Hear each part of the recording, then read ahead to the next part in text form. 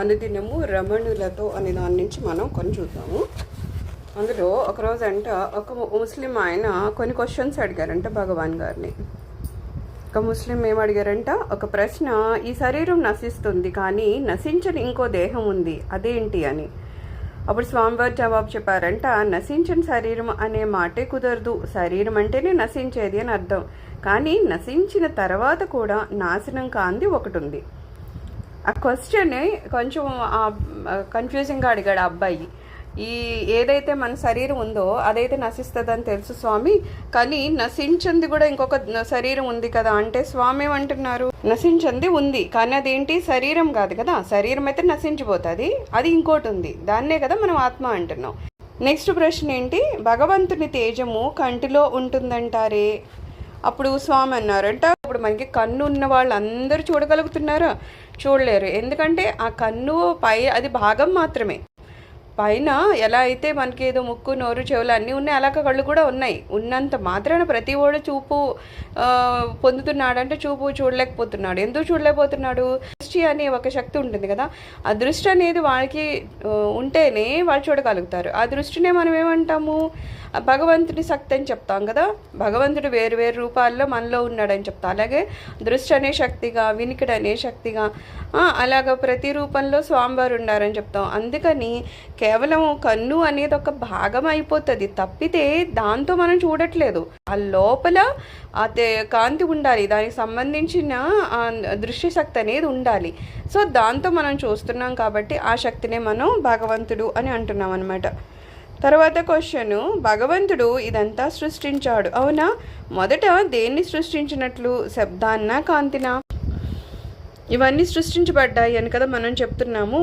అలా చెప్పే ముందు ఎవరు చూడాలి, ఇక్కడ మనం ఒక సృష్టి ఉంది అని అంటున్నామంటే దాన్ని మనం చూసాం కాబట్టి చెప్తాం. ఇక్కడ ఏదో ఒక వస్తువు ఉంది అన్నాం అనుకో, దాన్ని ఎవరు చెప్తారు, ఎవరైతే చూసారో వాళ్ళు చెప్తారు. అది చూసారు అంటే ముందు అది చూడడానికి ఒకడు ఉండాలి కదా. ఒక మనిషి ఉంటే, అతనికి చూపు ఉంటే అప్పుడు అక్కడ ఏదన్నా వస్తువు ఉంటే దాన్ని చూశాను అని చెప్తాడు. అలాగా ఈ సృష్టించబడింది అని నువ్వు చెప్తున్నావు, సరే, అసలు నువ్వంటూ ఒకటి ఉండాలి, నీలో ఒక చూపు అనే శక్తి ఉండాలి. సో నువ్వు కనుక నిన్ను నువ్వు ముందు తెలుసుకున్నావంటే, నీ లోపలికి నువ్వు వెళ్ళి నిన్ను నువ్వు కనుక్కున్నావంటే కనుక అప్పుడు ఈ సృష్టి ఏంటి, ఎక్కడి నుంచి వచ్చింది ఏంటనే చాలా క్వశ్చన్స్కి ఆన్సర్ దొరికిపోతుంది. కానీ ముందు మన మూలం ఏంటో మనం తెలుసుకోమన్నమాట. మన మూలం తెలిస్తే సృష్టి మూలం మనకు తెలుస్తుంది అని చెప్తారు. అయితే ఇప్పుడు ఇది అడిగేవు కదా, ముందు కాంత లేకపోతే శబ్దమా అని అడుగుతున్నావు కదా. అయితే ఇది అయితే వేరే వేరే అభిప్రాయాలు ఉన్నాయి, అందరూ చెప్తారు.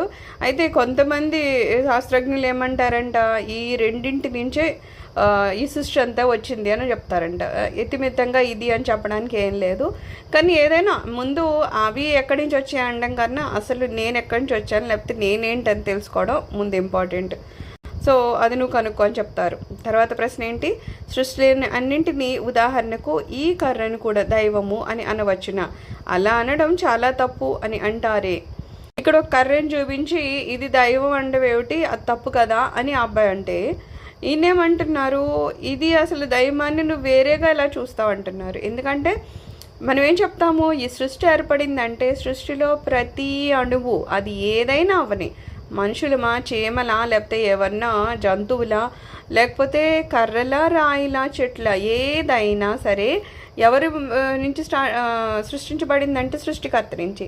దేంతో సృష్టించబడిందంటే ఆయన నుంచే, ఆయనే అలా తయారు చేసుకున్నారు.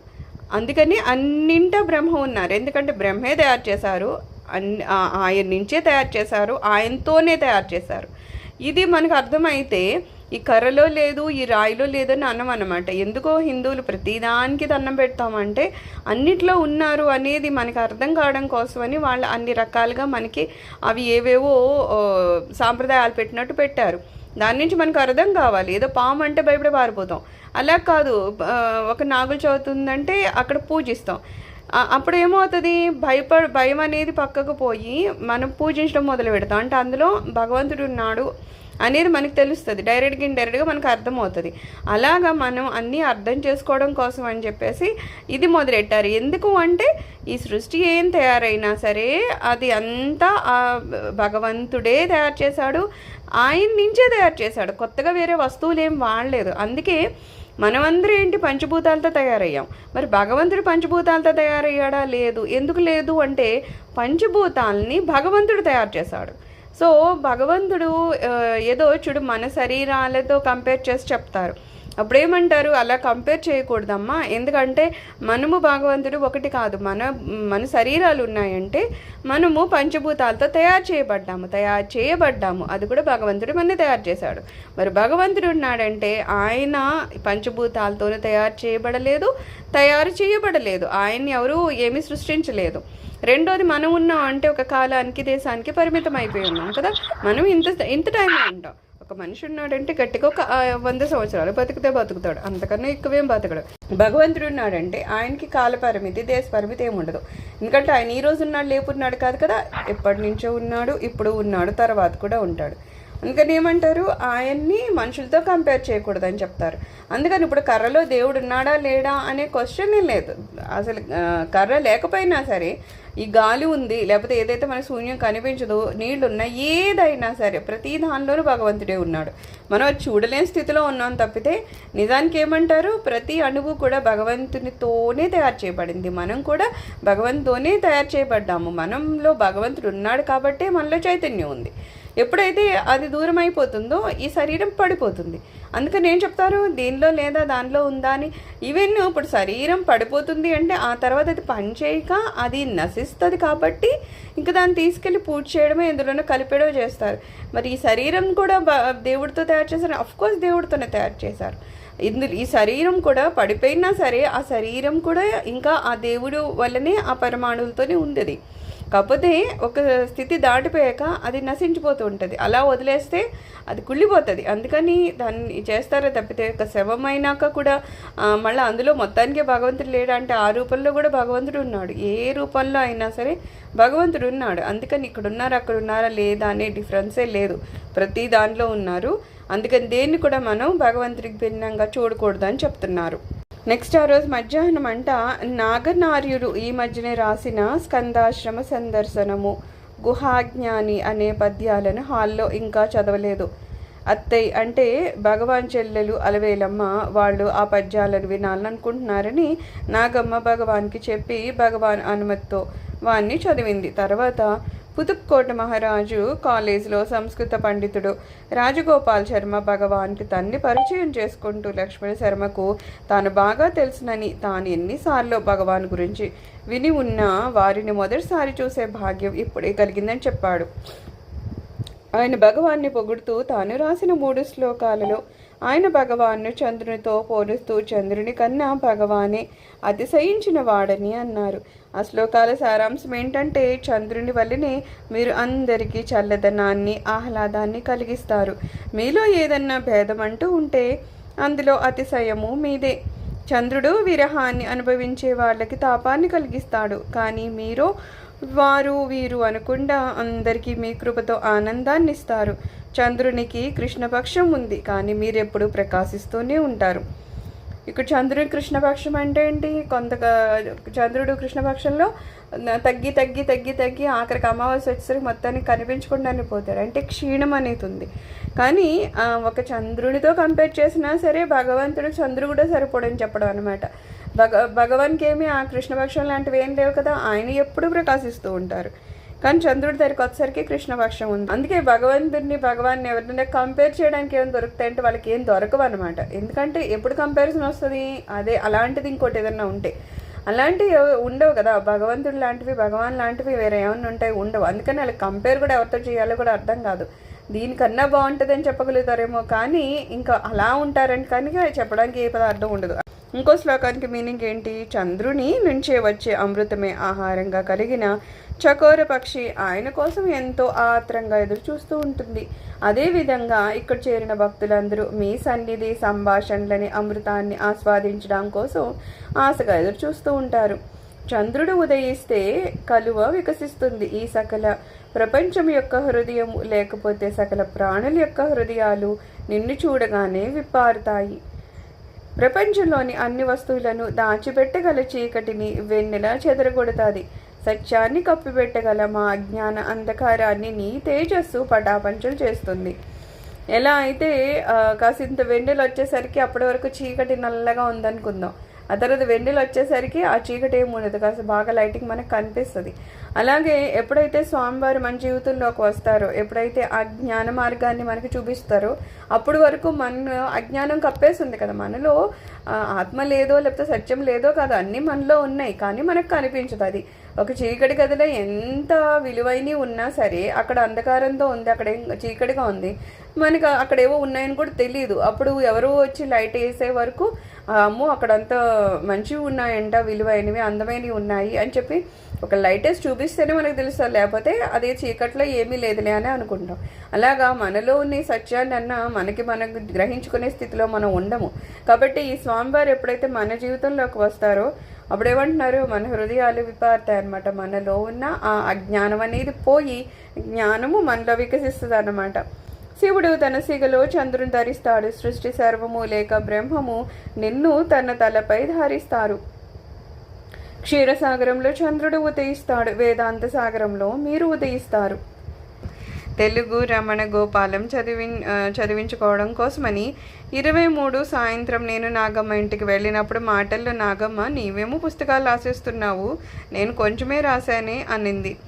అంటే సందర్భం ఏంటంటే భగవాన్ మాటలలో ముఖ్యమైన వాటిని గురించి తెలుపుతూ నాగమ్మ మెడ్రాస్లో ఉన్న తన అన్నకు ఉత్తరాన్ని రాస్తూ వాటి కాపీలను తన దగ్గర ఉంచుకుంటూ ఉన్నారు. ఈరోజు నేను భగవాన్తో నేను పుస్తకాల తర్వాత పుస్తకాలుగా రకరకాల చెత్తంతా రాసేస్తున్నాను, తను ముఖ్యమైన సంగతులు సంభాషణలు మాత్రమే రాస్తున్నానని నాగమ్మ అంటోంది అన్నాను. నేను ఇలా హాస్యానికి అంటే నాగమ్మ భగవాన్ ముందు కూడా ఇన్ని అబద్ధాలు చెప్తావా అని అంది. నేను నవ్వుతూ పూర్తిగా అబద్ధాలు కావులే అన్నాను. కంపారిజన్ ఏంటంటే ఇక్కడ సూర్యనాగమ్మ గారు యాక్చువల్గా ఏం చేస్తూ ఉంటారంటే, ఆమె చిన్నప్పుడే వాళ్ళ హస్బెండ్ చనిపోతే విధురాలు అయిపోయి ఎప్పుడు యాక్చువల్గా ఆమె ఏడుస్తూ ఉంటుంది. ఏంటి జీవితం ఇంతలాగా ఉంది, చాలా చిన్నప్పుడు పాపం చనిపోతున్న హస్బెండ్, ఏముండదు ఆ అమ్మాయికి లైఫ్. అప్పట్లో ఏంటి వితంతువులు అంటే అసలు మరీ ఒక రూమ్లో పెట్టి బంద్ చేయించేస్తారు కదా, వాళ్ళకి తిండి తిప్పలు అవి కూడా ఏమీ సరిగ్గా పెట్టరు అనమాట. అంటే ఏడుస్తూ ఉంటుంది, ఎప్పుడు ఏడుస్తూ ఉండేది అనమాట. ఏడుస్తూ ఉంటే మరి వయసులో ఉన్నప్పుడే ఎక్కడికి బయటకు పంపించరు కదా, చాలా కాలం ఆవిడని ఎక్కడికి ఏమి వెళ్ళనివ్వరు. చాలా పెద్దది అయిపోయినాకన ఎవరు చుట్టాలు వెళ్తూ ఉంటే అప్పుడు అరుణాచలం వెళ్ళినా అని అడిగితే వాళ్ళ అన్నలు సర్లేని పంపిస్తారనమాట. పంపించినప్పుడు ఇక్కడికి వచ్చి అప్పుడు స్వామివారి దగ్గర ఆమె సెటిల్ అవుతుంది. ఇక్కడికి వచ్చే ముందు యాక్చువల్గా రమణ భగవాన్ ఆమెకి కళ్ళలో కూడా కనిపిస్తారు. సో సూర్యనాగమ్మ గారు ఆ తర్వాత ఇక్కడికి వచ్చి సెటిల్ అయ్యాక ఆమె అనుకుంటారనమాట, రమణ భగవాన్ చాలా తక్కువ మాట్లాడతారు కదా, అప్పుడప్పుడు ఏదోటి మాట్లాడతారు. అప్పుడప్పుడు 2-3 మాటలు మాట్లాడితే దాన్ని ఖచ్చితంగా ఆమె ఒక పుస్తకంలో రాసి ఒక లెటర్ ఏమో వాళ్ళ అన్నయ్యకి పంపించేది, ఈరోజు ఇలాగ స్వామి ఇది అన్నారని. మళ్ళీ ఆ కాపీనే ఇంకొక పుస్తకంలో రాసి ఉంచేదన్నమాట. అలాగే ఇప్పుడు సూర్యనాగమ్మ గారి లేఖలు అని చెప్పేసి రమణ భగవాన్ మాట్లాడిన మాటలు మనకి పూర్తిగా ఎక్కడ దొరుకుతాయంటే సూర్యనాగమ్మ గారి లేఖల్లో అనమాట. సో ఇందాక ఈయనేవో ఇవి రాస్తున్నారు కదా శ్లోకాలు, ఇద్దరు ఊరికినే మాట్లాడుకుంటున్నారు అనమాట. మాట్లాడుకుంటున్నప్పుడు సూర్యనాగమ్మ అంటుంది, నువ్వు పొలమని రాసేస్తున్నావు, నేను చూస్తేనేమో చాలా తక్కువ రాశానంటే, నేనేదో చెత్త చెదారం రాస్తున్నాను, నువ్వు మాత్రం చాలా గొప్పగా రాస్తున్నావు అని అన్నారు. ఎందుకంటే ఈయన చెత్త చెదారం ఏమి రాయలేదు, ఈయన అక్కడ ఏముండేదో దాన్ని ప్రభావితమై ఆయన ఏం చెప్పారు దాని మీద శ్లోకాల కింద వేరే వేరే రూపాల్లో, అలాగే ఎవరైనా తమిళంలోనో వేరే భాషల్లో రాస్తే వాటిని తెలుగులో అనువదించి రాసేవారు. ముదలియార్ గారు, మన ఇది రాసింది ఎవరు, ముదలియార్ గారు. సో ఆయన తెలుగులో రాస్తూ ఉండేవారు. కానీ సూర్యనాగమ్మ గారు ఉన్నారంటే కేవలం స్వామి ఏం మాట్లాడారో ఆ మాటలను మాత్రమే అని రాస్తూ ఉండేవారు అనమాట. ఇక్కడ ఆ ప్రస్తావన వచ్చింది. ఎవరు అప్పటికే రమణ భగవాన్ శిల్పాన్ని తయారు చేయమన్నారంటే అప్పుడు ఒక ఆయన పాప మద్రాసు నుంచి వచ్చి ఒక శిల్పం తయారు చేయడానికి అని చెప్పేసి ముందు మట్టి నమూనా తయారు చేశాడనమాట. ఆ మట్టి నమూనాను చూడమంటే అందరిని అడుగుతున్నాడంట పాపం ఎలా ఉంది అని చెప్పేసి. వాళ్ళందరూ ఏమో మేమేం చెప్తాము, భగవాన్ని అడగమన్నారు. భగవాన్ ఏమన్నారు, అందరి అభిప్రాయాలు ఒకలా ఉండవు కదా, ఎంత బాగుందని 99 మంది అన్నా ఒకళ్ళు మాత్రం అబ్బే ఏం బాగుంది అంటారు. అది సహజంగా ఉన్న స్థితి అది. సో ఏమంటున్నారు, అందరూ ఒకళ్ళు ఒకలా ఉంటుంది, నేను చెప్పినా సరే. ఇప్పుడు ఎవరో అన్నారు ముక్కు భగవాన్ మీకు ఇక్కడ ఆ బొమ్మలో ముక్కు పెద్దగా ఉందన్నారు, పోనీ నువ్వు కొలిచి మరీ అది సెట్ చేద్దాం అనుకున్నాము, నువ్వు అంతలా చేసినా మళ్ళీ మిగిలిన వాళ్ళందరూ బాగుందని అంటారు అనుకుంటున్నావు, అలా ఏం జరగదు, అందరూ ఒకలాగా ఏమీ చూడరు అని చెప్తున్నారు. రాత్రి భోజనానికి భగవాన్తో పాటు మేమందరం బయలుదేరుతూ ఉండగా భగవాన్ భక్తులందరికీ తన అభిప్రాయాన్ని చెప్పనివ్వమని నారాయణ స్వామి అయ్యర్ భగవాన్ని అడిగారు. ఆయన 2 పెద్ద అద్దాలను తెస్తాను. ఆ రెండింటి మధ్య భగవాన్ నిలబడి మొదట తన ముఖాన్ని తను బాగా పరిశీలించి ఆ తర్వాత ఆ మట్టి నమూనా సరైందో కాదో తెలపాలి అని అన్నారు. అందుకు భగవాన్ అలాంటివన్నీ ఏమి కుదరవు అని స్పష్టంగా చెప్పేశారు. భగవాన్కి ఇలాంటివి కావాలా? ఏదో భక్తుల కోసము లేకపోతే భక్తులకి ఇంట్రెస్ట్ ఉండి ఏమన్నా బొమ్మలు తయారు చేస్తారేమో తప్పితే ఈయనకేం అవసరం? శిల్పి ఏమన్నాడంట, స్వామి మీరు చెప్పండి అంటే నా మొహం నాకెలా తెలుస్తుంది, నేను ఎలా చెప్తాను అని అన్నారు కదా. అయితే స్వామి పెద్ద అద్దం ఇస్తాను, పెద్ద చూసుకొని ఒకసారి చూసి చెప్పండి అన్నాడట. అలాంటివి నాకేం కుదరదు ఇక్కడ అని చెప్పారంట. వాళ్ళకి అసలు వాళ్ళ శరీరమే వాళ్ళకి పట్టినప్పుడు మళ్ళీ ఆ బొమ్మలు ఎలా తయారు చేస్తారు, ఎంత అందంగా ఉన్నాయి అనేది భగవాన్ ఇక్కడ పట్టించుకుంటారు. సో ఆయనకి సంబంధం లేదు అవన్నీ. తర్వాత ఒక ఆయన ఏం చెప్తున్నారు, ఏ తలుపులు లేకుండా నేను ఉందామని చెప్పేసి ధ్యానం చేద్దామని ట్రై చేస్తున్నాను. అలా చేసినప్పుడల్లా నిద్ర వస్తుంది, ఏం చేయను అని అడిగారట. అప్పుడు స్వామి ఏమన్నారు, ఒకసారి నిద్ర అంటూ పోయాక ఆ అవస్థలో ఇక నువ్వు ఏమీ చేయలేవు, కానీ మెలకులో మాత్రం తలుపులన్నింటినీ అవతరించడానికి ప్రయత్నించు. ఒకసారి నిద్రపోయామంటే ఇంకా అందుకే అండి, స్పృహలో ఉన్నప్పుడు మనం ఏం చేసినా ఒకసారి నిద్రపోయామంటే దాన్ని మనం ఏం చేయలేం కదా. సో అప్పుడు నీ తలుపులు ఎక్కడ పోతున్నాయి అనేది పక్కన వదిలేస్తే, నువ్వు మెలకుల్లో ఉన్నప్పుడు నీ ఆలోచనలు ఎక్కడ పోతున్నాయి అనేది మాత్రం మన చేతుల్లోనే ఉంటుంది. సో ఆలోచన వచ్చినప్పుడల్లా దాన్ని కట్ చేయడానికి మనం ట్రై చేయాలి కదా. ఆలోచనలు ఇంకా పెంచేయకూడదు. ఈ ఆలోచన వచ్చింది, దీన్ని ఇంకా ఇంకా ఇంకా ఏం యాడ్ చేసేసి దాన్ని పెంచేయాలి అని కాదు. ఏ ఆలోచన వచ్చిందో దాన్ని అక్కడికి ఎలా తురించేయాలనేది ఆలోచించాలి. అసలు నిద్ర సంగతి యోచించడం ఎందుకు? అది తలుపే కదా. జాగ్రత్తలో ఏ తలుపు లేకుండా ఉండగలిగితే అదే చాలు. అయితే ఎందుకు ఇప్పుడు అమ్మ కూర్చున్నానే కానీ నిద్ర వచ్చేస్తుందేమో అని అనుకున్నాడు అనుకో, ఆ నిద్ర వచ్చేస్తుందేమో అనుకోవడం కూడా ఒక ఆలోచన. సో ఆలోచన ఇదంటే ఇంకా ఏ ఆలోచన రాకూడదని, మళ్ళీ ఆలోచనలు వచ్చేస్తాయేమో అనుకోవడం కూడా ఒక ఆలోచన కదా. సో అంత లాజిక్గా స్వామి చెప్తారనమాట. ఆలోచనలు రాకూడదు అంటే ఇంకే ఆలోచన రాకూడదని దాని మీనింగ్, ఇది అదని కాదు. సో నిద్ర గురించి నువ్వు ఎందుకు ఆలోచిస్తున్నావు? వస్తే వచ్చేసింది, అక్కడ కూర్చున్నాం మనము. ఒక్కొక్కసారి ఒళ్ళు అలిసో లేకపోతే ఇంకో విషయంలో నిద్ర వస్తే వచ్చేసింది. బాగా నిద్రపోతే ఒక 20 నిమిషాల్లో మనిషి మళ్ళీ నిద్రలోంచి బయటకు వచ్చేస్తాడు. మళ్ళీ మొహం కొడుకుని కూర్చుంటే నిద్ర అనేది పోతుంది. అలాగే ఆలోచనలు ఏమంటున్నారు, ఆలోచన ఎప్పుడు వస్తుంది అంటే మనం ఎక్కువ మంది మనుషులతో మాట్లాడినా లేకపోతే ఎక్కువ పరిస్థితులకి మనం అటాచ్మెంట్ పెంచేసుకున్నా, బయట ఎక్కువగా తిరిగినా వాటి వలన కూడా మనకు ఆలోచనలు పెరుగుతాయి. అసలు మనం అవన్నీ తగ్గించామనుకుందాం, మనం ఎవరితోనూ మాట్లాడడమే లేదు ఎక్కువగా, అప్పుడు ఆలోచన రావడానికి పెద్దగా దాని దగ్గర ఎక్కువ ఏముండదు.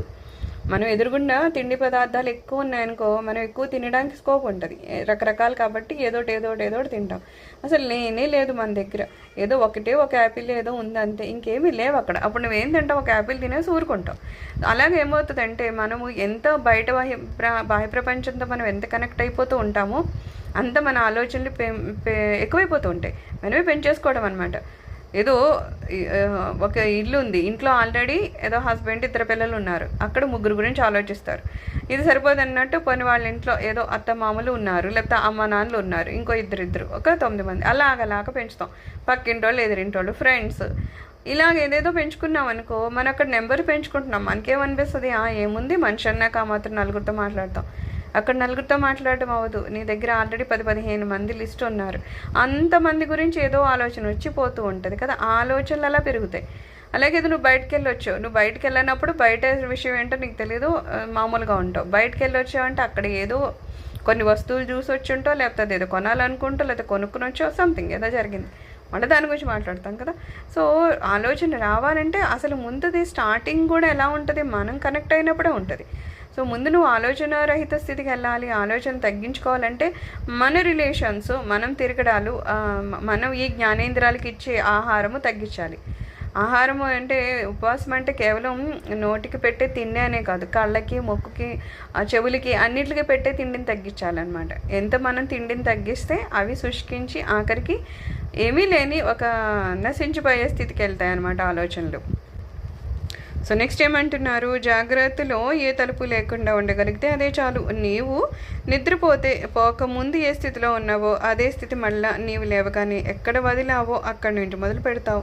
తలుపులు చేష్టలు ఉన్నంతకాలము నిద్ర కూడా ఉండనే ఉంటుంది. ఒకే వస్తువు యొక్క రెండు వైపుల మాదిరే తలుపు నిద్ర కూడాను. భగవాన్ గీతను ఉదాహరిస్తూ నిద్ర ఎక్కువగా పోకూడదు, అలాగని నిద్రపోకుండాను ఉండకూడదు. మితంగా నిద్రించడం మంచిది. అయితే ఏమంటున్నారు, నిద్ర ఎక్కువగా పోకూడదంటే దానికి ఏం చెప్తున్నారు, మరీ ఎక్కువగా మనం తినినా లేకపోతే ఎక్కువగా తిరిగేసి అవసరానికన్నా ఎక్కువ అలసిపోయినా నిద్ర ఆటోమేటిక్గా ఇంకా ఎక్కువ వచ్చేస్తుంది. తిండి కూడా అవసరానికన్నా ఎక్కువ తిన్నా కూడా మనిషి నిద్రపోతాడంట. అందుకని మనకేం చెప్తారు, మితంగా ఆహారాన్ని, సాత్విక ఆహారం తీసుకోవాలి. తీసుకునే ఆహారం కూడా సాత్వికమైంది కావాలి. అంతేగాని అవి ఇవి తినకూడని పదార్థాలు తింటే మనం తిన్న ఆహారం కూడా కొంత భాగం మనసుగా తయారవుతుంది కదా.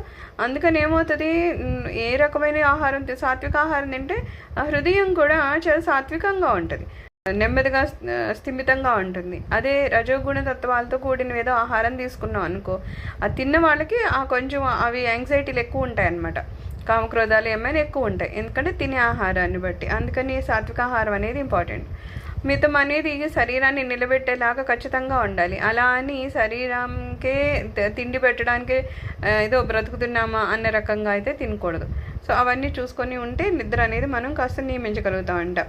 అలాగే సాధకునికి మితం ఒక విధిగా చెప్పింది. సాధకులందరికీ మొదటి ఆటంకము నిద్ర, రెండోది అన్ని విషయాల మీదకి మనసును మళ్లించడం.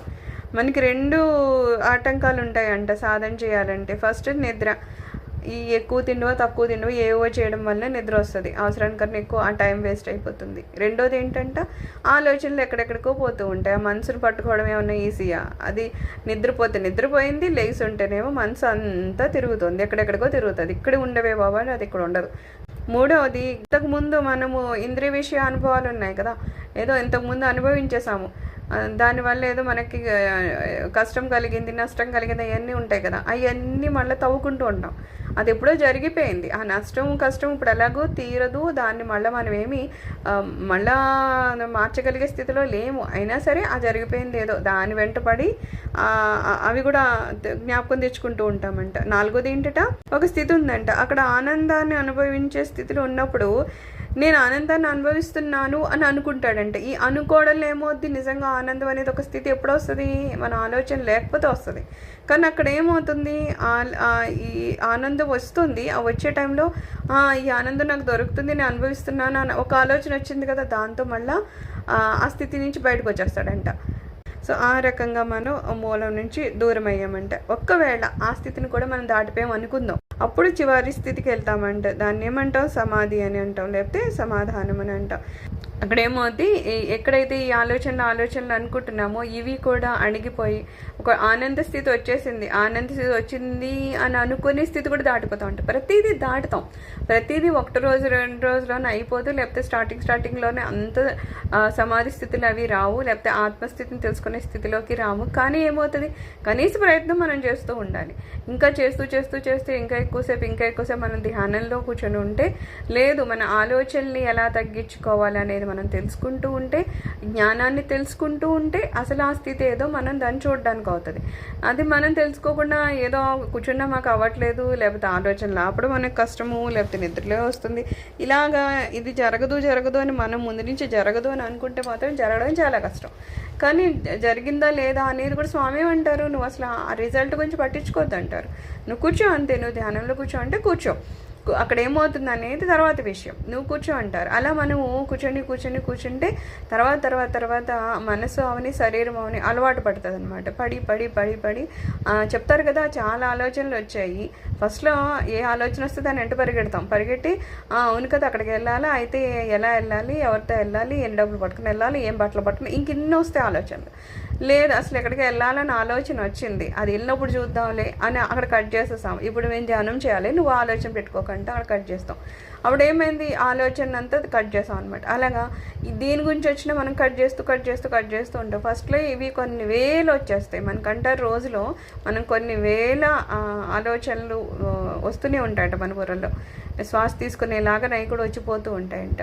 అయితే ప్రధాన్ని మనం ఒక్కసారి అయితే అసలు ఆ ఆలోచన వచ్చింది అనేది కూడా పెద్దగా మనం బుర్రకు పట్టించుకోవంట, అంతలాగా ఉంటాయి మన ఆలోచనలు.